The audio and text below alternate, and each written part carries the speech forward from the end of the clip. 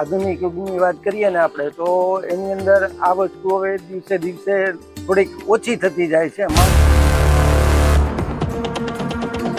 ચાઇનાનું અને બહુ સારું દેખાવવાળું વસ્તુઓ ને એવું બધું આવી જતા આ વસ્તુ થોડીક લુપ્ત થતી જાય છે.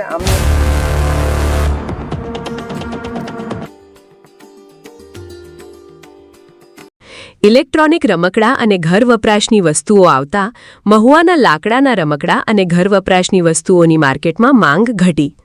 ભાવનગર જિલ્લાના મહુવા શહેરમાં આવેલું સંધેડિયા બજાર લાકડાની વિવિધ હસ્તકલાત્મક અને ઉપયોગી વસ્તુઓના વેચાણ માટે જાણીતું છે. વર્ષોથી આ બજાર પરંપરાગત કારીગરીનું કેન્દ્ર બની રહ્યું છે, જ્યાં અનેક કારીગરો પોતાના હાથે તૈયાર કરેલી લાકડાની વસ્તુઓનું ઉત્પાદન અને વેચાણ કરે છે. કારીગરો લાકડામાં સુંદર નકશીકામ કરીને આ વસ્તુઓને આકર્ષક બનાવે છે. અહીંના ઘણા કારીગરો પેઢીઓથી આ વ્યવસાય સાથે જોડાયેલા છે. તેમના પૂર્વજોએ શરૂ કરેલી આ કળાને તેઓ આજે પણ જાળવી રાખી રહ્યા છે.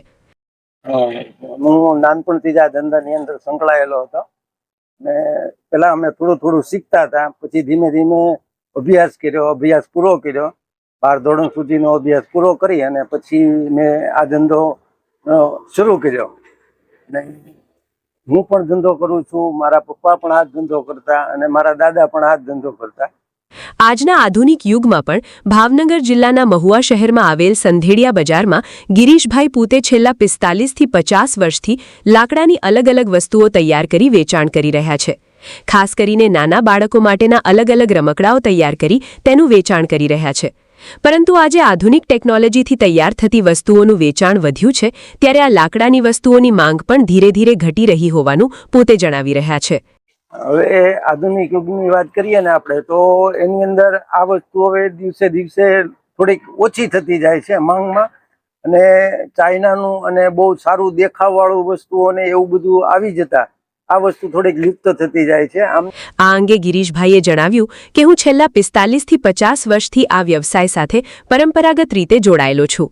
અગાઉ મારા પિતા અને દાદા પણ આ વ્યવસાય કરતા હતા. હાલમાં હું ખોડિયા, પલંગ, વેલણ, પાટલી, ખાટલાના પાયા, ઢીંચણિયા જેવી અનેક લાકડાની વસ્તુઓ તૈયાર કરી રહ્યો છું. આ ઉપરાંત અલગ અલગ પ્રકારના રમકડાઓ પણ હું તૈયાર કરી રહ્યો છું, જેમાં ગરિયા, લાકડાનું ચકદોડ, નાની ગાડીઓ, ગોલીદંડો વગેરે લાકડામાંથી અનેક પ્રકારના રમકડાઓ તૈયાર કરી રહ્યો છું.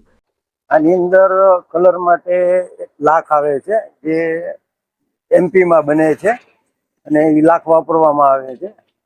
એ લાખની અંદર અમે કલર મિક્સિંગ કરી અને બનાવીએ છીએ. આ લાખના કલર આવે છે. આ લાકડાને લગાડવાથી તાત્કાલિક સુકાઈ પણ જાય છે. ખાસ કરીને જે લાકડાની વસ્તુઓ તૈયાર કરવામાં આવે છે તેમાં જે કલર કરવામાં આવે છે તે કોઈ પેન્ટ નહીં, પરંતુ મધ્યપ્રદેશમાંથી લાખ મંગાવવામાં આવે છે અને આ લાખનો ઉપયોગ કરીને અલગ અલગ પ્રકારના કલરો અલગ અલગ વસ્તુઓને કરવામાં આવે છે. તે રંગ લગાવવાથી તાત્કાલિક તે સુકાઈ જતો હોવાના કારણે તેનો વધુ પડતો ઉપયોગ કરવામાં આવે છે. આજના આધુનિક યુગમાં આ લાકડાની વસ્તુઓનો લોકો ઉપયોગ ઓછો કરી રહ્યા છે. દિવસે ને દિવસે હવે આ વ્યવસાય અને વસ્તુઓ લુપ્ત થવા લાગ્યો છે. હાલમાં હું ઘોડિયા બનાવું છું, પછી ઢોલિયા મોટા પલંગ આવે એ બનાવું છું, વેલણ બનાવું છું, પછી ખાટલાના પાયા પણ બનાવું છું, ઢીંચણિયા પગ નીચે રાખવાના ગોઠણિયા પણ બનાવું છું. એવી ઘણી આઈટમો, ગરિયા છે, પછી એવી ઝીણી ઝીણી ઘણી આઈટમો બનાવીએ છીએ. આ સિવાય રમકડામાં ગરિયા છે, ગીલી દંડો છે, પછી છોકરાઓને રમવાની ઘણી બધી આઈટમો આવે છે, એ બધી બનાવીએ છીએ.